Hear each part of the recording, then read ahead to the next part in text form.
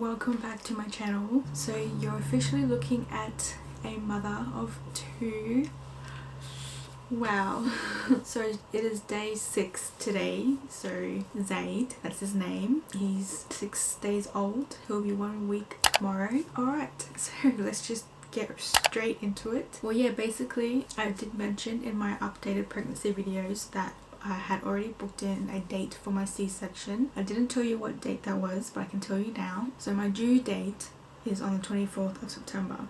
But because of my circumstances, having placenta previa meant that I had to have the baby 2 weeks early because my cervix is basically covered by the placenta. There is no way that the baby would have been able to come out if I had natural birth. So I essentially had no choice but to have a C-section, and so we booked in my C-section for the 9th of September. It falls on a Wednesday and I wanted it to be on the 10th, on the Thursday, which would have been exactly 38 weeks, but we didn't want the baby to be born on a Thursday. How ironic though. The baby ended up coming on a Thursday. Anyway, yeah, so basically I ended up having the baby early. I ended up bleeding again essentially, and this time it was a lot of bleeding. Not like to the point where I had to call emergency, but a lot more than the last 3 bleeds that I've had previously in this pregnancy. So basically it was a Thursday last week on the 27th of August. I just went on with my day, felt really good, obviously sore, tired, over it and all that jazz, but I felt confident that everything was going to be alright for the next 2 weeks, and I was going to make it to my C-section date, and that the surgery was going to go all well. It came to like 6 o'clock. I had finished making dinner. I was just about to serve up. Sorry, just checking this monitor that I have attached to me. I'll get to that.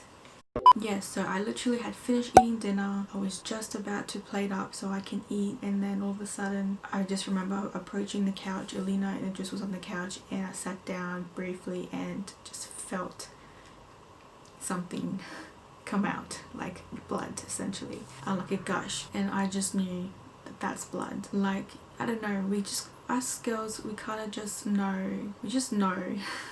There's a different feeling from discharge and period blood, and yeah, I just knew. Like, every time I had a feeling that something came out, I would go check, but when this came out, I just knew. I looked at Idris and I was just like, oh no, and I checked and yeah, it was blood. So yeah, I ended up bleeding. It was quite a lot.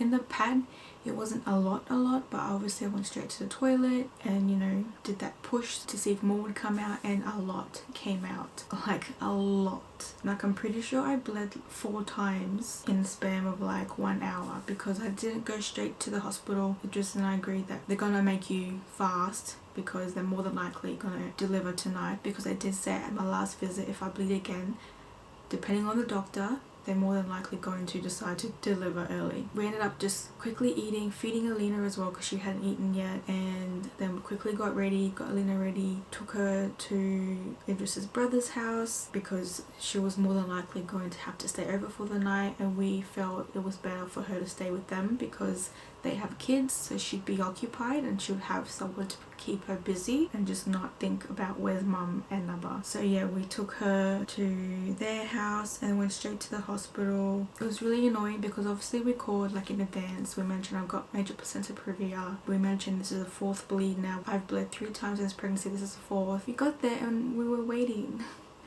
Like, it wasn't a big deal kind of thing. I'm not trying to say that I expected special treatment, but they made us worry and be anxious about this whole bleeding thing. And in the past, when we've gone to the hospital for a bleed, we've been checked in like straight away, like they were on it. But this time we were just waiting. Like it just dropped me off closer to entrance, so he would go find a car park, and he had trouble finding a car park, I'm pretty sure. By the time it came up, I was still waiting to be seen. Now I'm like bleeding. Anyway, not the point. I ended up getting taken to the room and pretty much got the CTG on me and everything, and then surprisingly they didn't really check my CTG for that long compared to the other times. The doctor came in straight away, pretty much had the ultrasound machine in and checked that the baby was fine through the ultrasound, and then he had to do a internal check. This doctor was kind of just awful. I don't know if any of you have been checked internally, but they put like if you had pap smears before, then you'd know. It's essentially just like that. It just hurt. It hurt. I had that done I think 2 weeks before this 4th bleed, and it did not hurt as much as it did that time. Like he ended up having to take it out again and put it back in, and he was just not comforting. He was not nice about it. He was just awful, like awful. I was crying. I was seriously crying. And like after he'd done the examination, he came and was just talking to me, telling me whatever, but like when I was looking at him, I just I wanted to cry. I was just like, you literally, like that was awful. I can't explain it, but I was just so like shocked, like what the heck. Usually they're a lot more comforting, that you know, they tell you to breathe, relax. He just went right in, didn't even care. It was I didn't notice it, but it just said once we got into a different room that he could tell that the midwives don't like him. They think that he's an asshole, and it just even said he was an asshole. I didn't notice it at the time because I was just in so much shock, like whoa, like that was awful. You were awful. I just didn't realize it until I realized, oh wow, he is an asshole. So this is where it was confusing. He said I wasn't actively bleeding, right? But apparently the midwives were saying no, she is bleeding, there's blood there. And like I felt as he was putting the clamp or whatever you want to call it inside, I could feel gushes of blood coming out, like a lot of it. And even when I looked and they pulled it out, I could see blood all over the thing. I'm really sorry if this grosses you out, but you shouldn't be watching this if you don't want to hear stuff like this. It is a birth story after all. He was saying it's not active bleeding, but the midwives were saying it was. Anyway, the midwives had already said, well, we've already spoken to the birthing suite, they know we're coming, so we're taking her there. Pretty much was like, no, we're taking her to the birthing suite. So they took me to the birthing suite and basically was preparing me for a potential C-section. It wasn't like completely certain that it was happening, they were just preparing me for it if it came to that. So they still wanted to monitor me, the baby, and just check how things progress. They started, you know, putting my TED stockings on, and you know, they inserted 2 cannulas in my wrist. So I had like one on this wrist, which is right there if you can see. I don't know, can you see that little dot there? And then same side where I got the last one, where I had the massive bruise there.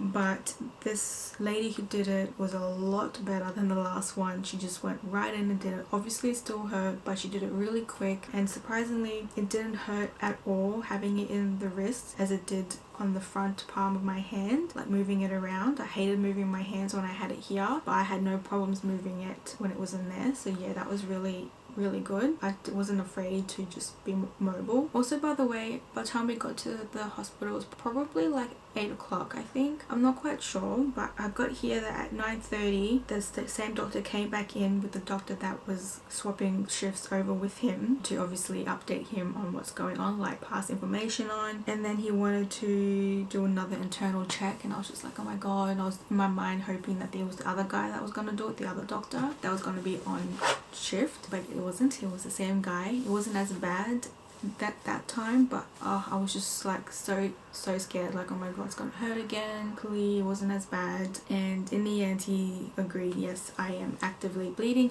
Also, I didn't mention that when I was finally in the birthing suite, I could hear the midwife said that the doctor said that she's not actively bleeding, but then the midwife, when they had swapped me over to the new bed, the birthing suite bed, there was blood, like a big blood puddle on the bed that I was on first, and the other midwife, who was like the boss of that floor, said, "What do you mean? She is actively bleeding. Look at the blood on the bed." Like, she was proper saying, "No, she's actively bleeding, like, look." So yeah, they had my back. That was really good. Like, they were amazing. They didn't even know me. Like, they don't really know my case until I got there, kind of thing. This hospital is different to how the other hospital that I originally went. I have a nominated like #1 midwife at the other hospital, but this one I don't. So it was really good that they all, you know, put their foot down with this doctor and was just like, no, she's actively bleeding. So after that internal check, the second check, overall I heard them say that I had about 130 ml of blood loss from down there, which I believe would also be included from the one that happened at home. This doctor was so much nicer. He was a lot more comforting. Like, he came in, you know, he was just very like comforting. He put his hand on my arm and was like, "It's gonna be okay, you know, this is what's happening, my name's this." Like, he was just so much more nicer, like a lot more just caring. The other doctor wasn't like that at all. Basically it came down to that other doctor just didn't want to do the C-section, and I was like, well, if he doesn't want to do it, then I don't want him doing it. Like, I don't want to do it if he doesn't want to do it, because, you know, he may not put his all in this. Like, I don't want some guy half-assing the operation, you know. And this is my life and my child's life at risk. So this new doctor, I forgot his name, I think it's Idna or Idna. Inda, he basically was like, "I want to do it tonight. I don't want to wait till later. I don't want to wait and see. I want to do it like within the hour." That's what he said to me, to my face. Like, I want to, so I'm gonna go talk to the team, and we'll let you know and see what they say, but I want to do it tonight. Like, he basically was just saying, I don't want to wait till, like, you know, 2 o'clock in the morning, and, you know, something bad could have happened, you know, it could have gotten worse or just whatever. So yeah, we waited. Not long after, we pretty much got told, yeah, it's happening. The anesthesiast also came in to chat to me about my options and everything like that. So I had the option to do spinal and epidural or general anesthesia. Obviously I wanted to be awake for that, so we're just going to do epidural or spinal, whatever. I'm kind of confused on how spinal and epidural work, so I'm just like, I don't know.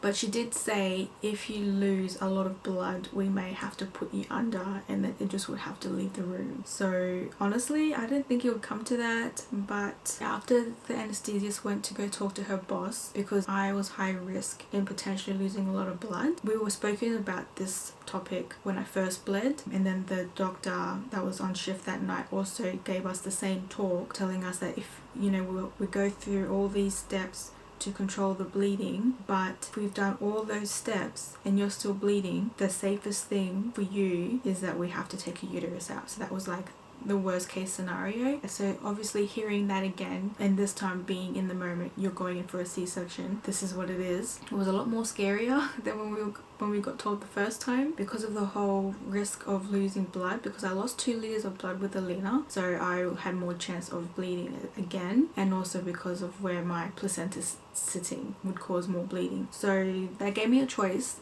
They recommend that I should just go straight in under general anesthetic, rather than, you know, going in with epidural or spinal, and then in the end we have to rush and put you under. Like, it's better that we just go straight in, already done, and then we can focus on you and the baby. That's when I started to feel really teary, like, oh my god, like, just thinking about it now is just like, shit. Hormones, okay, it's just hormones.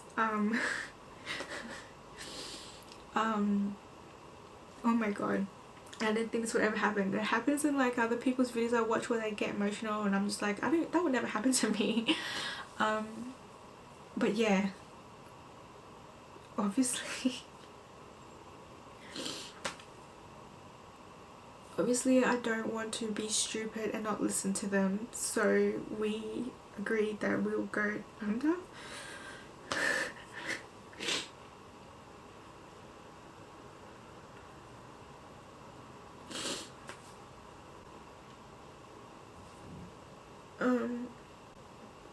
Yeah, so that was scary because I've never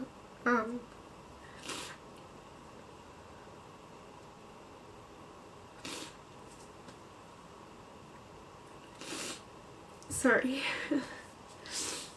My C-section with Alina was like my first surgery ever. I never had to go and I never had to have surgery for whatever reason. I think that was my first. So this one was my second, but my first, I was awake. It just was there with me, so I wasn't alone. My midwife that I had been seeing for 9 months was also there with me. This time with this hospital, I didn't have a midwife there with me that I've known for my whole pregnancy. These were all new people that I've never, I don't know. And then it just couldn't be in there either because, that's just how it is. And then I also lose my chance of being able to see this baby straight away and being able to hold him straight away, and just meeting the baby with Idris together. We had that with Alina, and we pretty much had that taken away this time. Obviously not for malicious reasons, it was because it was better for both myself and the baby. But yeah, it wasn't a hard decision. We obviously want to do what is recommended and what's the best.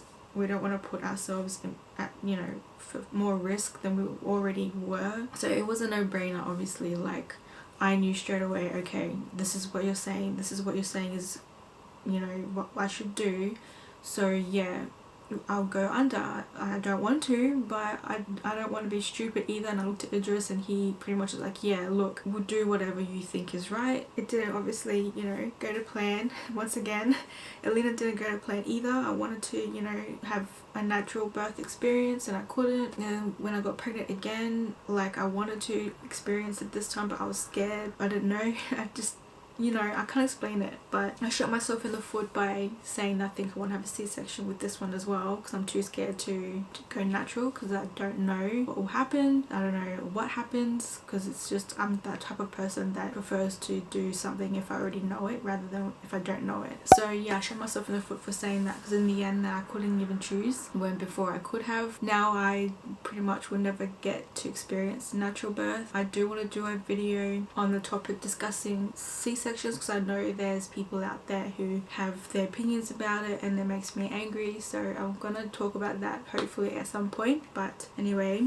yeah, so basically we just decided we'll do general anesthetic, and the reason why they also recommended that was because the surgery may take longer than the regular 1 hour C-section surgery. Because of where my placenta is lying, it could be harder for them to remove it from where it's sitting. That was it. We signed some papers, and then we were just waiting for the room to be ready. And then once the room was ready, we got taken in. Once they got me in the room, I scooted over onto the operation bed. It just came in and said not goodbye, but like good luck, like basically just comforting me as quickly as he could. And then I was just laying there open with no pants on with strangers surrounding me, looking down on me, talking to me, and then having their own conversation. I had to drink some drink or something. I can't remember what it was for. What was it? It was for something. I don't think it was for blood clots. Maybe blood clot? I don't know. Anesthesia told me when we were in the birthing suite that I would have to drink something for going under general anesthetic. So they gave me that, and then basically I was ready to go under, but I don't even remember going under. All I remember is just them saying, okay, we're ready to go now. The second anesthesiast put the mask on my face and just told me to breathe in, breathe out. So that's what I was doing, and then all of a sudden I'm waking up. So that was really weird. As I said, I've never gone under before, so I didn't know what to expect. It just did tell me that could happen, and the anesthesiast also told me that that's what happens. You kind of just don't remember anything. You just wake up and you're like, oh, what just happened, kind of thing. So I woke up and they were pushing me to the recovery section, and I had briefly saw Idris already sitting there holding the baby. I'm doing skin to skin. Yeah, that's pretty much it. I was still very drowsy. I could feel a lot of pain. I was freezing cold. I actually mentioned that I was cold on the table with Alina, and they said it's normal. It's because of the drugs or whatever, so it's normal. So at least that way this time I expected it to happen. But yeah, I was really cold. They were just putting a whole bunch of blankets on top of me, trying to warm me up, and kept asking me about my pain. And then they're trying to help with my pain. If it didn't go away at a certain amount of time, they'll give me something else and everything like that. So it was more just that. The thing was with Alina, I guess because I had epidural, I didn't feel any pain until like the next day, but this time obviously I felt it instantly. Alina's awake. She doesn't want to come to me, so I'm gonna continue on. She's literally hiding in the cupboard. Anyway, I was finally able to see Zaid, but I didn't feel comfortable to hold him yet, just because I was still shaking and then I was feeling drowsy and I was just scared to hold him. Basically, I can't remember the reason why, but they ended up giving him formula. I've got written down here that they said that I was out for ages, so I don't know exactly why, but yeah, so they gave him formula and I lost 1.5 liters of blood, and the surgery took less time than what we were told originally, so it took 1.5 hours. So in the end it wasn't bad. I lost less blood compared to Alina, and the surgery took less time than what we were told, and Zaid was fine. He didn't need any help or anything like that. I only found out yesterday that he did need help with breathing at the start because he came out shocked or something like that. That's what my midwife told me at our home visit, so I didn't know that until yesterday. No one told me, and it just didn't tell me. Well, I don't remember him telling me anyway. And pretty much he got all his tests done while we were in recovery. He got his Hep B vaccination and vitamin K already done, which was good. They did it pretty much straight away, and we got taken into our room to recover further. Hi. Hi. Okay. You want to come to me now? What happened? Did you have a nasty dream?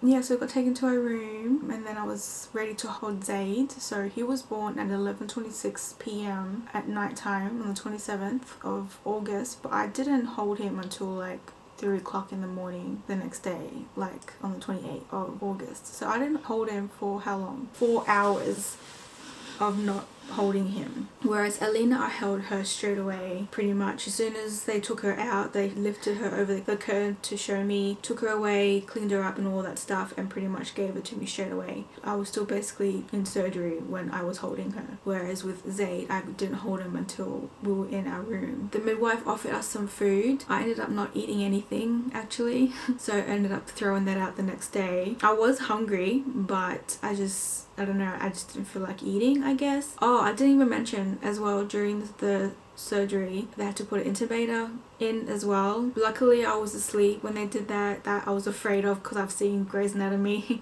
So obviously I felt pretty sore in the throat for a couple of days and quite phlegmy, but it was nothing serious. Yeah, and so I held Zaid. It just didn't stay for long either. We both wanted him to go home to sleep, just because we know from, you know, first time. So he went home to catch up on some sleep. Apparently the midwife said he could stay and sleep there, which was a surprise, but there was nowhere for him to sleep anyway, and I wanted him to be comfortable and sleep well. So yeah, when he decided to leave, I asked the midwife to put Zaid back into his bed, bassinet, just because I was so drowsy I didn't want to fall asleep while holding him. And so yeah, it just left, and that was that. Once we got into our room, what's wrong?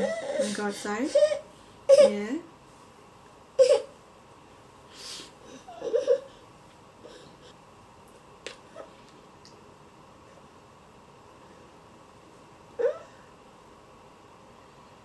Well, that's pretty much my birth story. Sorry that I got emotional there. I never expected that would ever happen to me. I think it's just the hormones. Anyway, I hope you enjoyed this video. I'm doing fine. I'm still pretty sore, but not too bad. Zaid's doing fine. Alina took a while to, you know, adjust, but she's slowly getting there. She is interested in him and everything, but it just took a while for her to kind of transition to it. She's still getting there, but she's getting there. It just is amazing. He, you know, even with Alina, he just really stepped up. Like he really knows when he needs to step up, and he's absolutely amazing. I honestly wouldn't want to be doing this with anybody else. He just like, he's just the best. Obviously the first time it was just me and Alina that he had to look after. Now it's 3 of us he's got to look after. He's got to look after me, he's got to look after Alina. He doesn't have to help with Zaid because he can't really do much, but he does. He's just amazing. Like, no words can describe how amazing he is. He's just been a huge lifesaver, not only like, you know, with the physically, but emotionally, mentally as well. I'm kind of struggling mentally. I also did struggle with Alina as well. I do remember that. but I'm going to talk about all that in my 1 week postpartum update video. So if you haven't already and you're new here and you want to know how things are going, click that subscription button and stay tuned for that video, and hopefully I can get that up not too far after this one. Thanks, and I'll see you guys in my next one. Bye. On your side? Do you want chip? Mommy wants some chippies. Do you want chippies? Yeah? Want to get some?